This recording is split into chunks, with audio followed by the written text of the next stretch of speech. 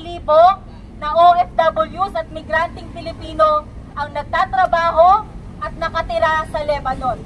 Dahil po sa tumitindi na sigalot sa Lebanon at sa buong rehiyon ng Gitnang Silangan, sila po ay natatakot para sa kanilang buhay. Kaya po nananawagan ng Migrante International na agarang pagpapauwi, ligtas na i-rescue at pauwiin ang ating mga kababayan sa madaling panahon sa lahat ng mga gustong umuwi nating mga kababayan. Meron na pong mga ground troops ang Israel doon sa Lebanon.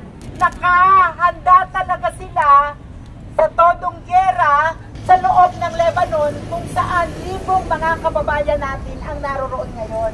Kami po ay nakikiisa sa mga kaanak na naririto ngayon. Mamaya po makikipagdialogo kami sa DFA para ihapag ang kanilang mga kahilingan.